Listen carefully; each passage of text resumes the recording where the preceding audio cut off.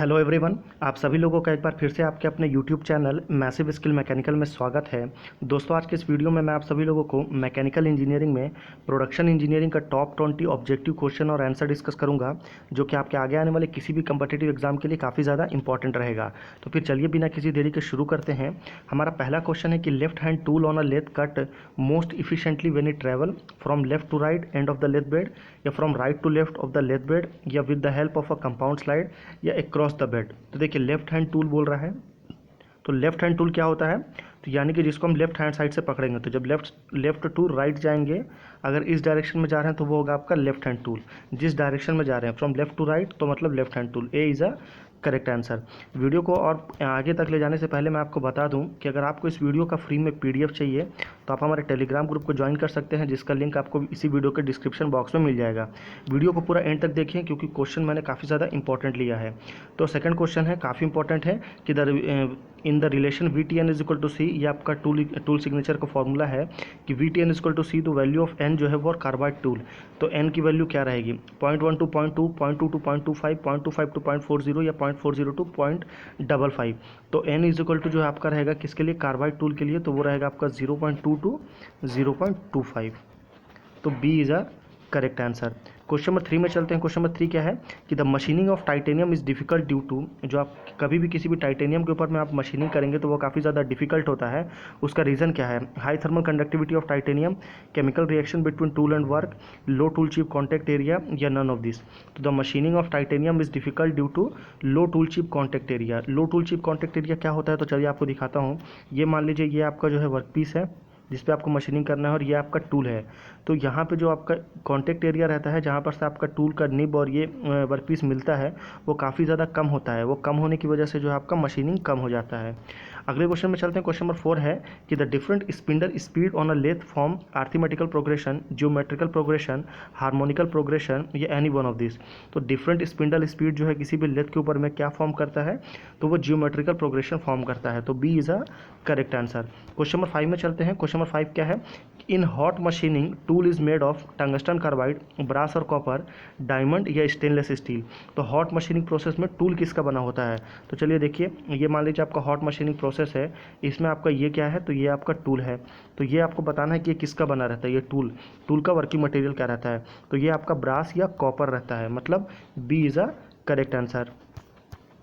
Question number 6 है कि grinding wheel should be tested for balance only at the time of manufacture, before starting the grinding operation, at the end of grinding operation, या occasionally. तो grinding wheel जो है उसको कब कब testing करना चाहिए बैलेंस के लिए? तो ओकेशनली टेस्ट करना चाहिए। तो D is a correct answer. ये क्या है? तो ये आपका ग्राइंडिंग व्हील है, और ये आपका ग्राइंडिंग मशीन के स्लॉट में ये जा करके फंस जाता है, उसके बाद में ग्राइंडिंग होती है। और इसकी जो मटेरियल है ये किसका बना होता है? तो ये बना होता है आपका Al2O3 का, यानी कि एल्यूमिनियम ऑक्साइड का, या फिर ये आपका SiC का भी होता है, यानी कि सिलिकॉन कार्बाइड का। अगले क्वेश्चन में चलते हैं हम। क्वेश्चन नंबर 7 है कि the lathe spindle are usually made hollow and provided with internal taper, external taper, internal and external taper, या नो टेपर। तो लेथ स्पिंडल जो है वो किसका जो हॉलो बना रहता है, ये जो लेथ स्पिंडल है या अंदर से हॉलो रहता है, वो किसका कौन सा टेपर प्रोवाइड करते हैं? तो इसमें इंटरनल टेपर प्रोवाइड करते हैं। तो A is a correct answer. Question number 8 है कि the top and sides of the table of a shaper usually have L type slot, T type slot, I type slot, या any one of this. तो top and side of a table जो होता है किसी भी shaper का, उसमें कौन सा टेपर होता है, स्लॉट होता है? तो उसमें होता है टी टाइप का स्लॉट। तो B is a correct answer. Question number 9 में चलते हैं। क्वेश्चन नंबर 9 क्या है कि the binding material used in cemented carbide tools. ये काफ़ी ज़्यादा पॉपुलर और काफ़ी ज़्यादा इंपॉर्टेंट क्वेश्चन है कि जो बाइंडिंग मटेरियल होता है सीमेंटेड कार्बाइड टूल्स में वो कौन सा होता है? टंगस्टन, क्रोमियम, सिलिकॉन, या कोबाल्ट। तो binding material used in cemented carbide tools that is cobalt. तो D is a correct answer. Question number 10 में चलते हैं कि in machining metal chip breaks due to toughness, ductility, electricity, या work hardening of work material. तो जब कभी भी हम मशीनिंग करते हैं तो उसमें जो आपका चिप्स देखे होंगे, तो चिप जो आपका ब्रेक हो जाता है, छोटे छोटे पार्ट्स में टूट जाता है। तो वो चिप ब्रेक किसकी वजह से हो जाता है? तो ड्यू टू वर्क हार्डनिंग होता है। तो D is a correct answer. ये काफ़ी ज़्यादा इंपॉर्टेंट क्वेश्चन है, वेरी वेरी इंपॉर्टेंट। ओके, अगले क्वेश्चन में चलते हैं हम। क्वेश्चन नंबर 11 है कि for softer material the point angle of a drill is kept equal to 118, less than 118, more than 118, या एनी वन ऑफ दिस।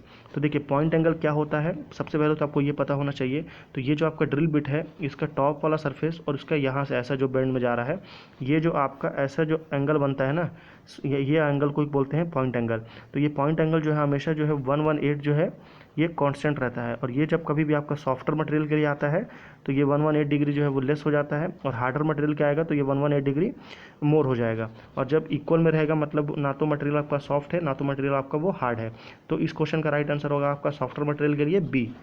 अगले क्वेश्चन में चलते हैं। क्वेश्चन नंबर 12 है कि the rear teeth of a broach perform burnishing operation, remove minimum metal, remove maximum metal या remove no metal.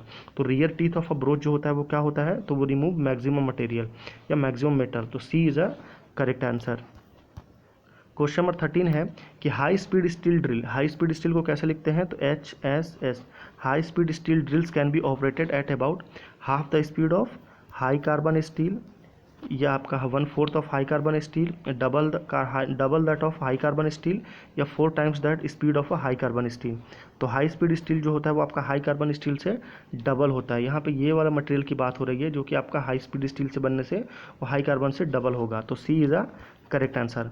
Question number 14 में चलते हैं कि when the end of a tap is tapered from about 3 or 4 thread, it is known as taper tap, bottoming tap, second tap या none of these। तो देखिए tap जो होता है आपका 3 टाइप का होता है, टेपर टैप, बॉटमिंग टैप और सेकंड टैप। तो चलिए तीनों को एक एक करके समझते हैं। तो बॉटमिंग टैप होता है, उसमें क्या होता है जब कि आपके पूरे के ऊपर पूरे आपके लेंथ के में अगर आपका लेंथ में थ्रेड रहेगा तो वो क्या कहलाएगा, तो वो आपका बॉटमिंग टैप कहलाएगा। और अगर आपका 3 से 4 थ्रेड है मतलब वो आपका सेकंड टैप है। और अगर आपका 6 to 10 थ्रेड है, ठीक है, 6 to 10 या 8 to 10 थ्रेड है तो वो आपका टेपर टैप कहलाएगा। तो तीनों टैप आप समझ लीजिए, फुल थ्रेड, 3 to 4 थ्रेड और 8 to 10 थ्रेड। अगले क्वेश्चन में चलते हैं। क्वेश्चन नंबर 15 है कि crater wear is predominant in carbon tool steel, tungsten carbide tools, high speed steel tools या सिरेमिक टूल्स। तो क्रेटर वियर जो होता है वो किसकी वजह से होता है, तो वो होता है आपका टंगस्टन कार्बाइड टूल्स की वजह से। तो B is a correct answer. Question number 16 में चलते हैं कि the method of centreless grinding use to produce taper is, यानी कि जो सेंटरलेस ग्राइंडिंग होता है उसमें टेपर अगर आपको प्रोड्यूस करना है तो आप उसके लिए कौन सी फीडिंग करेंगे, end infeed grinding, through feed grinding या एंड फीड ग्राइंडिंग या एनी वन ऑफ दिस। तो सेंटरलेस ग्राइंडिंग में जो मेथड यूज़ करते हैं टेपर प्रोड्यूस करने के लिए वो होता है आपका एंड फीड ग्राइंडिंग। तो C is a correct answer. Question number 17 में चलते हैं कि the abrasive recommended for grinding material of high tensile strength, यानी कि अगर आपको हाई टेंसाइल स्ट्रेंथ मटेरियल के ऊपर में ग्राइंडिंग करना है तो आप कौन से मटेरियल का एब्रेसिव यूज़ करेंगे, silicon carbide, aluminium oxide, sandstone या डायमंड। तो हम उसके लिए किसका यूज़ करेंगे, तो हम उसके लिए Al2O3 का यूज़ करेंगे, यानी कि एल्यूमिनियम ऑक्साइड का। अगले क्वेश्चन में चलते हैं हम। क्वेश्चन नंबर 18 है कि in centreless grinding the surface speed of regulating wheel is 5 to 15 metre per minute, 15 to 60 metre per minute, 60 to 90 metre per minute या 90 to 120 मीटर पर मिनट।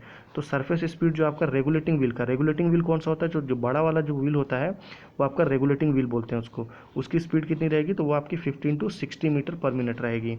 तो B is a correct answer. Question number 19 में चलते हैं कि इन metal cutting, यानी कि जो metal cutting process होता है उसमें हम low feed and high cutting speed is desired when the objective is high metal removal rate, dry machining, use of soft cutting tool या सरफेस फिनिश।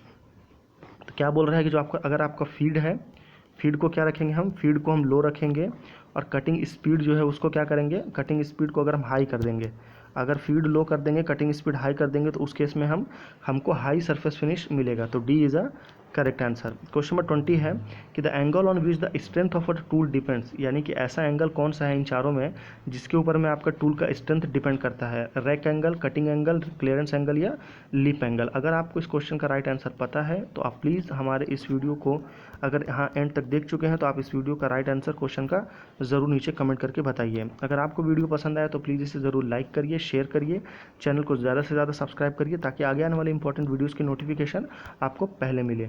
और अगर आपको बाद में PDF चाहिए